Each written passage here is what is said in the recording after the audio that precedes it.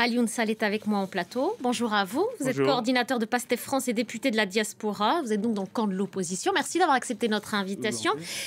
D'abord, j'aimerais recueillir votre réaction lorsque vous avez vu cette séquence au Parlement et l'évacuation forcée, escortée par la gendarmerie des députés de l'opposition. Vous êtes dit quoi? Des images choquantes, des images malheureuses. Là, ce qui s'est passé au Sénégal hier, ce n'est rien d'autre qu'un coup d'État constitutionnel, un coup d'État institutionnel. Sur le Conseil constitutionnel, on invalide une candidature au motif qu'un des candidats, en l'occurrence Karim Wade, a la double nationalité et pas une autre prétendante à la magistrature suprême. Ça, c'est des prétextes fallacieux du candidat Macky Sall. Pour quelle raison? Parce que tout bonnement, au soir du 24 janvier, ce que je dis il y a pratiquement 2 semaines, à l'issue de la réception du président Macky Sall, des candidats recalés par la Constitution, il a fait faire un communiqué en disant ceci. Les décisions du Conseil constitutionnel ne peuvent faire l'objet d'aucune voie de recours. Ça, c'est Macky Sall qui le dit le 24 janvier. Donc, il est scandaleux, 10 jours après, de revenir dans cette décision-là et de piétiner la Constitution. C'est pour ça qu'on reste ferme là-dessus. Ce qui vient de se passer, ce n'est rien d'autre qu'un coup d'État. Quelle est la marche ni à plus suivre? Ni moins. Comment vous allez vous organiser, vous, au sein du PASTEF? Je pense notamment à Ousmane Sonko. Est-ce que des consignes ont été données? Nous demandons d'abord déjà au Conseil constitutionnel de prendre ses responsabilités parce que seul le Conseil constitutionnel aujourd'hui a les prérogatives de stopper le calendrier républicain, même si ceci est encadré par la Constitution.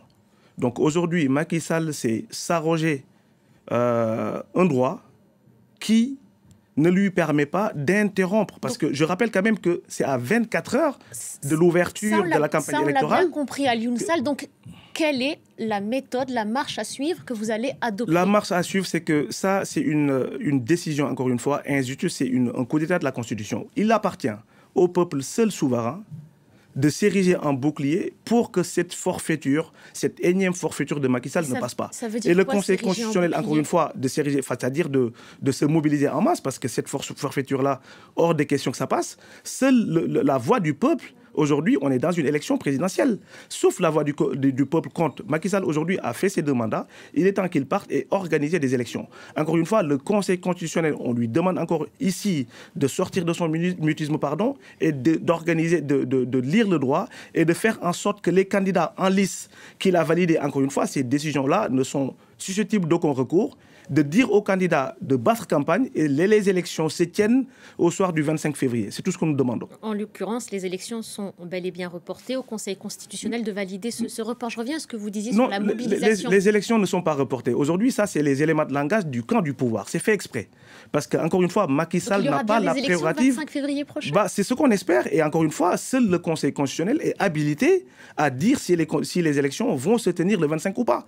Il n'est pas, encore une fois, de la prérogative de Macky Sall de le dire. Et ça, il faut que le Conseil constitutionnel, encore une fois, prenne ses responsabilités et essaie de faire en sorte que le calendrier électoral, tant demandé par le peuple, puisse être respecté. Et en attendant que le Conseil constitutionnel se prononce, comment vous vous organisez, vous, au sein du PASTEF et de manière générale au sein de la coalition de l'opposition? Ça, c'est une question qui dépasse PASTEF. C'est une question qui dépasse les partis politiques. C'est une question qui dépasse la société civile. Ça, c'est le peuple sénégalais, de manière entière, qui a été spolié. Le Macky Sall, encore une fois, il a trahi son serment de faire respecter la Constitution. Et pour ça, seul le peuple sénégalais... Vous appelez à manifester, mais il y a un risque, nous appelons une mobilisation dans la rue. Même s'il y a une répression, ça, Alioune Sall, vous prenez en compte? On le prend en compte. Ce qui arrivera aujourd'hui, ce qu'il adviendra, d'accord, de ces mobilisations-là, il sera de la responsabilité de Macky Sall et ses députés godillots qui ont voulu faire passer de forceps une loi anticonstitutionnelle qui n'avait rien à faire à l'Assemblée. Il y a donc, on l'a bien compris, cet appel lancé à la mobilisation.